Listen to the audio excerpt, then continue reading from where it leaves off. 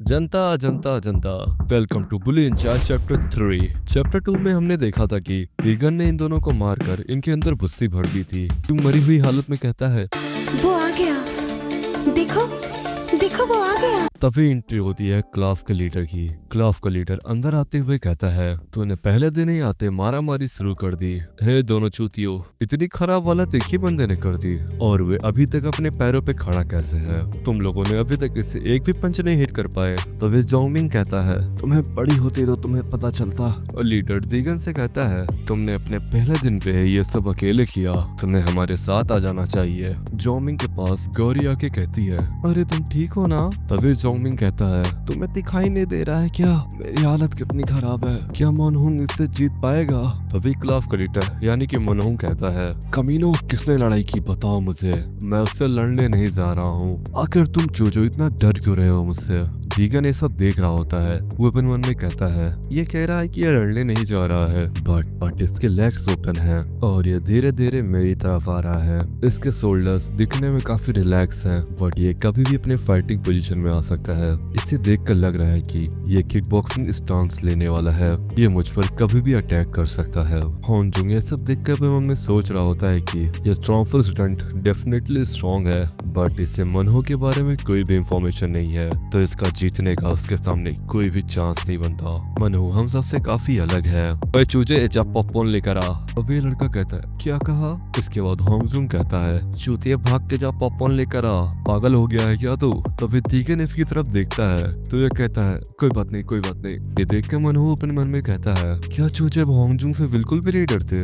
और ये आगे दीगन से कहता है, क्या तुझे बेसिक मैनर्स नहीं पता है क्या कि उसको पहले अपना नाम बताते हैं? वैसे मेरा नाम मनहो नहीं है, तेरा नाम क्या है बच्चे? तभी दीगन कहता है, अच्छा माय नेम इज दीगन कुन। वह इतना कह ही रहा होता है तभी मनहो अपने हाथ से उसे पकड़ने की कोशिश करता है, बट अचानक से दीगन के अंडों के ऊपर किक मारने की कोशिश करता है। दीगन ने देखकर अपने मन में कहता है, नहीं नहीं उस जगह नहीं, पैरों के बीच में बिल्कुल भी नहीं। वहाँ पे लगने के बाद ऐसा दर्द होता है कि जैसे मानो कोई आपको गोली मार दिया हो, आप जाके भी मर नहीं सकते। इतनी आसानी से तो बिल्कुल भी नहीं। Man defence system automatic protect many places. मनहू अपने पैर का पोजीशन चेंज करते हुए दीगन के फेस से पंच मारते हुए कहता है, तू साले हराम के पिल्ले। और दीगन के फेस पे काफी खतरनाक सा पंच मारता है। यह देखकर होंगजुंग कहता है, जैसे हमने एक्सपेक्ट किया था मनहो से। तभी जोंगमिंग कहता है, ये तरीका तो हर किसी को पता है पूरे स्कूल में, इसीलिए मनहो ने ऐसा किया, क्योंकि स्टॉर्मफुल स्टूडेंट को उस तरीके बारे में कहाँ पता होगा। मनहो दीगन के ऊपर एक पंच मारने के लिए आगे बढ़ता है तो दीगन सोच रहा होता है अपने मन में कि ये बंदा मुझे एक ही टाइम पे ट्रैप कर सेम ही टाइम पर अटैक कर रहा है।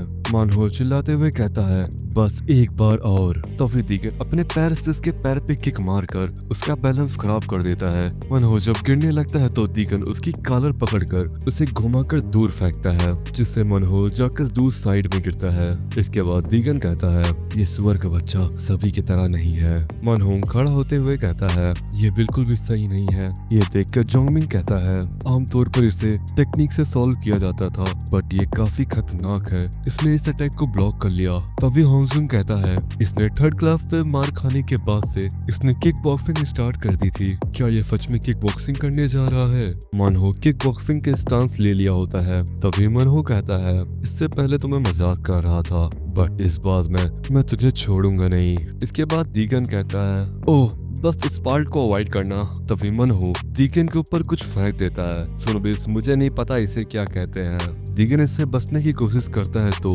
मनहो इस मौके का फायदा उठाकर दीगन के ऊपर एक पंच मारने की कोशिश करता है, बट दीगन इसके पंच से काफी स्पीड से बच जाता है। मनहो दूसरा पंच मारते हुए कहता है, ये चूचा मेरा ओपनिंग होगा, और वे दूसरे बंदे को पंच मारने जा रहा होता है। बंदा कहता है, मी। दीगन का ध्यान इस बच्चे के ऊपर चला जाता है। तभी मनहो काफी सीरियस पंच दीगन की तरफ मारने वाला होता है। तभी दीगन उसे अपने हाथ से ब्लॉक कर लेता है और कहता है, तू सुअर सच में एक बहुत बड़ा सिर दर्द है, तेरे जोक्स अब खत्म हो गए। तभी मांगहुंग अपनी 2 उंगलियों से दीगन की आंख फोड़ने की कोशिश करता है, बट दीगन इससे भी बच जाता है। दीगन इसे पंच मारते हुए कहता है, अब खत्म होता है, और इसे काफी खतरनाक सा पंच मारता है। मांगहुंग एक ही पंच में नॉकआउट हो जाता है। ये दोनों हराम के पिल्ले दीगन के ऊपर अटैक करने के लिए आ रहे होते हैं। तभी दीगन कहता है, तुम फोरो से दोबारा लड़ना नहीं चाहता। ये सब देखकर क्लास वालों की तो हवा टाइट हो हो गई होती है। देगन अपने लाश से मनहो को उठाते हुए कहता है, ओए सुअर अब उठ भी जा। जब मनहो नहीं उठता है तो इन दोनों हराम के पिल्लों से कहता है, तुम दोनों जाओ उसे उठाकर हॉस्पिटल ले जाओ या तो उसके उठने का वेट करो। ये सुनकर इन दोनों के मुंह खुले के खुले रह जाते हैं। इसके बाद हम फैकल्टी मीटिंग रूम देखते हैं के अंदर वही लड़की होती है जो देगन से मिली थी। वह अपने मन में सोच रही होती है कि देगन कुन, आज तुम्हारा पहला दिन बहुत ही इम्पोर्टेंट है। पॉसिबली सभी लोग ट्रांसफर स्टूडेंट को अनदेखा तो नहीं करेंगे। आज तुम्हारे परफॉर्मेंस के ऊपर मैंने एक काफी लंबी टीचर्स मीटिंग रखी है। मुझे सच में देखना है देगन कुन, आज तुम क्या करते हो। हम देखते हैं कि इसको एक लड़की पीछे से देख रही होती है और वह कहती है कि आई एम श्योर ये director of planning department foundation से है। भी यहाँ पर एक और लड़की आ जाती है जो इससे कहती है, मुझे बुक मिल गई, चलो क्लास में चलें। तो ये लड़की कहती है, हाँ आरा लेट्स गो। और ये जाते हुए अपने मन में सोच रही होती है कि आखिर इसके स्कूल आने की क्या वजह हो सकती है। इधर हम दिगन की क्लास देखते हैं। दिगन इन तीनों सुअरों से कह रहा होता है कि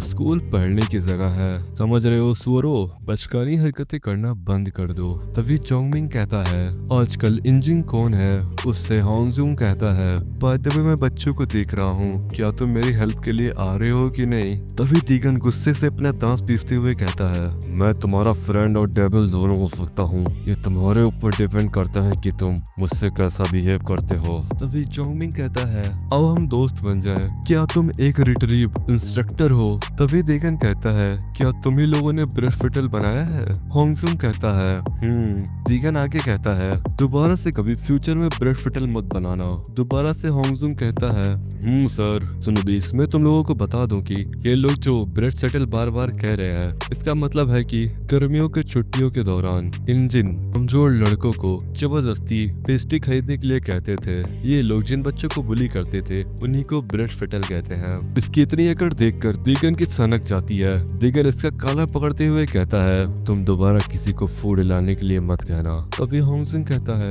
ओके सर समझ गया। इसके बाद दिगन इन सभी से कहता है, अगर कोई तुम्हें चिढ़ाता है या परेशान करता है, मैं उसकी हड्डी पुसली तोड़कर उसे एक नया इंसान बनाऊंगा। ये सुनकर मिनसुंग अपने मन में कहता है, वो डरावना तो लगता है बट साथ में वो एक बहुत ही अच्छा इंसान है। इससे सचमुच क्लासरूम का माहौल सुधर जाएगा। इसके बाद हम ग्रेट थर्ड को देखते हैं। एक बंदा इन्हें अपनी फोन में एक बंदे को दिगन और मनहुंग की फाइट दिखा रहा होता है। सोंगमिंग फाइट देखते हुए कहता है, क्या ये लोग मजाक मस्ती कर रहे हैं कि फिल्म बना रहे हैं। तभी दूसरा बंदा कहता है, सोंगमिंग तुम नए स्टूडेंट के बारे में क्या कहना चाहोगे। तभी सोंगमिंग कहता है, वो लकी था कि उसका पंच लग गया, मैं इसके स्किल्स के बारे में श्योर नहीं हूँ। ये बंदा दूसरे बंदे को फाइट दिखाते हुए मनहो के बारे में कहता है, ये साला सोंगमिंग से पिटने के बाद ही इसने किक बॉक्सिंग सीखी थी। तभी दूसरा बंदा कहता है, क्या इस चूते ने सिर्फ ट्यूटोरियल सीखा था। तभी सोंगमिंग कहता है, क्या तुमने कहीं ये सुना है कि किसी बंदे ने 2 ही महीने में पूरी किक बॉक्सिंग सीख ली हो। मुझे मनहो से यही एक्सपेक्टेशन थी कि वह पिट जाएगा। वह चूतिया साला अजीबो गरीब हरकतें करके कैप्टन बन गया है।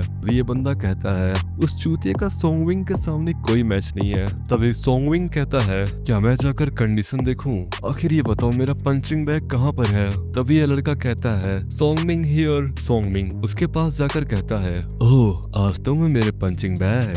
इतना कहता है सोंगमिंग उसे घुमाकर काफी खतरनाक पंच मारता है। ये पंच खाकर इस बंदे ने जो खाया पिया था वो बाहर आ जाता है। इसके बाद सोंगमिंग कहता है, इस पंच को कितने पॉइंट्स देना चाहोगे। तभी पीछे से आवाज आती है, 800%। इसके बाद सोंगमिंग कहता है, मैंने तुझसे कहा था कि मत आना, मुझे डर है कि मैं अपने आप को वहाँ जाने से रोक नहीं पाऊंगा। ओए लंच के पहले कुछ सैंडबैग्स तैयार रखना। सुनो बीज, ये बंदा ग्रेड थर्ड का लीडर है। इसका नाम सिम संगवो है और ये आगे कहता है, उस ट्रांसफर स्टूडेंट से मिलने से पहले चलो कुछ वार्म अप हो जाए। और सुनो बीज, ये चैप्टर यहीं पर खत्म हो जाता है। तुम्हें ये चैप्टर कैसा लगा मुझे कमेंट करके बताना। तुमने अभी तक अगर बाकी के चैप्टर्स नहीं देखे हैं तो वे तुम्हें मेरे चैनल पे मिल जाएगी, जाकर उन चैप्टर्स को एंजॉय करो। मैं तुम्हें वहीं पर मिलता हूँ। बाय बाय सुनो बीज, सायोनारा।